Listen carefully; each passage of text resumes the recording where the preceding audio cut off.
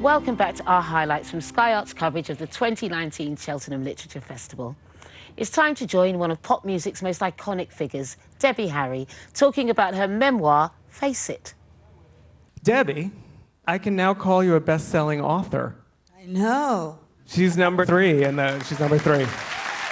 So, yes.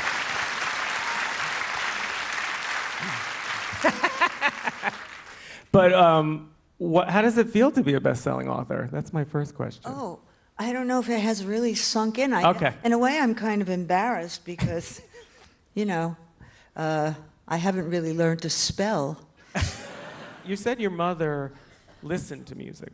My mother loved opera, and she was tone deaf, and she would insist on singing along with the opera, which sometimes I found it funny, and other times I was kind of horrified. But she really did love it, and she knew a lot about it. But nobody in my family played an instrument or anything like that. So I just had an ear and went with it. Do you think that when you became a success singer, do you think she had any, because she loved music so much, but she was tone deaf, do you think she was kind of like, I wish I could have done that? Oh, no. No. She came from a very sort of, I don't know, I wouldn't say it was reserved, but it was from a different era. You know, her upbringing was very strange compared to today. She was born very late. She was like my grandmother's 4th or 5th child.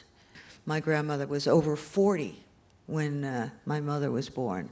So in those days, that was very shocking and, nasty business. So, the idea of going into showbiz was, in those days, it was considered, not very nice. It was, wasn't classy at all. Did you ever have a real fight with her about it? Like, not about being in showbiz, or she was just very like... No, I just sort of waited until I was going my own way and went my own way. Did you find out, because Debbie is adopted, did you find out so you researched your birth family or birth mother family. Yeah. Were any of them musicians that you found out? Yes. Ah. Yes, there was some music over there. Okay. Well, then that makes... Over there. Yeah. So kind of, yeah, but... Yes. No. So okay. Is it nature or nurture? I don't know. We don't know. My mom was like, and she was probably close to 40 when she had me. Maybe this makes for some connectivity. I don't know. When you two met the very first time, how long before you were... I actually have never asked you this. How long until you were in a relationship? A couple of months. Yeah, it was quick. So you were friends first? We were friends, briefly. And do you think that was key? That you were friends first and didn't just... I've always said that, yes, that I thought that, our friendship was very important, that we really liked each other and it wasn't just a hot moment. Yeah. And I've always felt that was a truth. Yeah. And Chris? Yeah, sure. Or were you dying for a month? No, it's better to... It's like that stupid Tom Cruise movie where he's putting off getting with whoever it is. I can't even remember. Renee Zellweger? Something like that. I don't know. Oh, you mean the You Complete Me movie? No. Which one are you talking about? The one that was shot in the Dakota, where he's mutilated. Oh, Vanilla Sky, thank you. And you're a smart audience. This is going to be good for Q&A. There's a big monologue about postponing his, relationship for maximum whatever the hell it was, and I can't say I was being very conscious of it. I know this for a fact, but I'm just going to say the fact that Chris has such a dark, funny, weird sense of humor is how you kind of got through all of the kind of madness section of Blondie. Well, it helped. Yeah. She's pretty funny. Oh, I know. But you two have kind of a similar but yet different sense of humor. It's like the yin to the yang. It's very funny. the razor blade dress. So can you tell them who? Oh yeah, that's a dress that Michael Schmidt designed. He was the originator of the club Squeezebox. That keeps coming up. And he did a lot of costumes for Tina Turner and a lot of the metal bands. So he worked in metal a lot, and he said, "Oh, I'm going to make you a dress out of double-edged razor blades." And tell them what happened in New Orleans. Oh, New Orleans was really just it was very, very trippy, very strange. I wore the razor blade dress, and I had a solo gig where I was singing to a track, no band, and the stage was sort of a long sort of ramp that went out into the audience.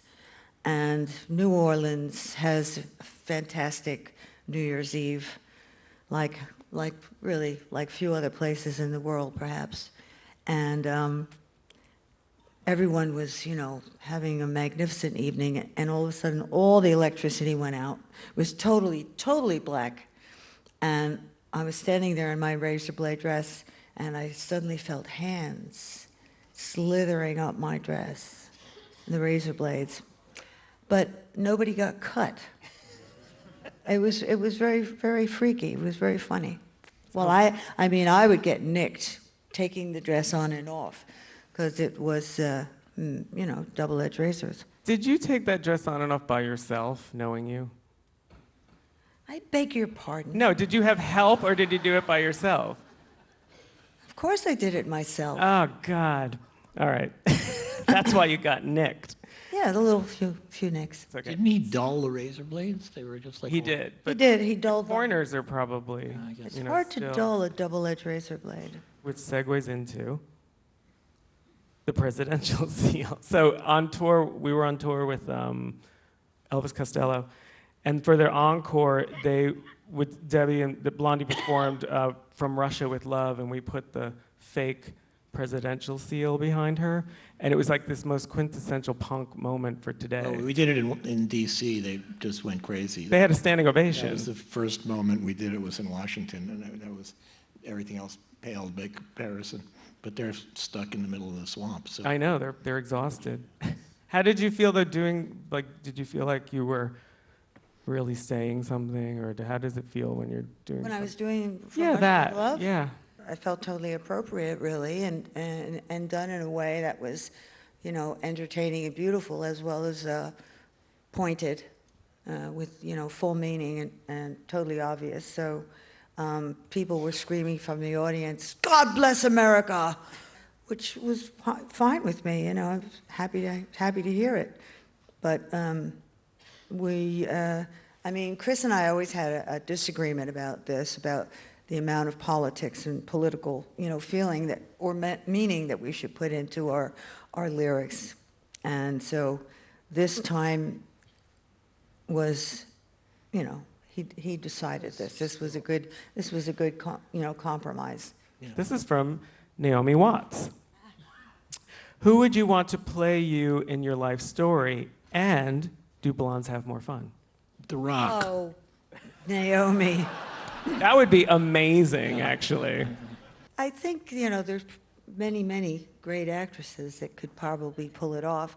And I'm always surprised when they do these, sort of biopics and parts at the actresses that, get those parts, and how amazingly well they do. Because you would look at them and think, no, that's not going to work. Well, a few people have approached me a few years ago, Pfeiffer.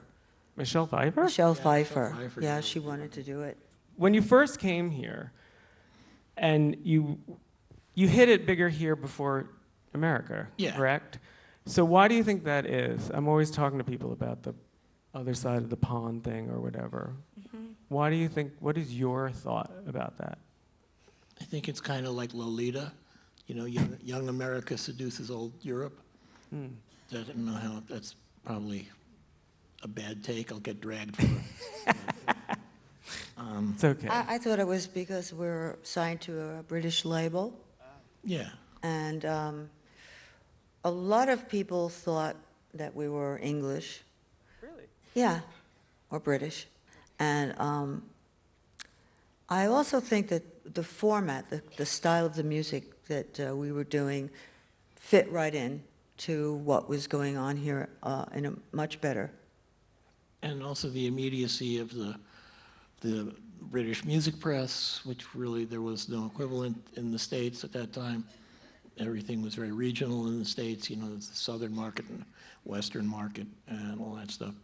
But we got, you know, we were like really, when we first came over with television, we were really like the darlings and everything. And then when we came the second time and third time, we got pounded so heavily, they kicked our ass in the press. Well, that's what I wanted to ask about. Like, so what was in the UK press, the worst thing that anyone said and the best thing? Kind of probably that there was Tony Parsons really set us up.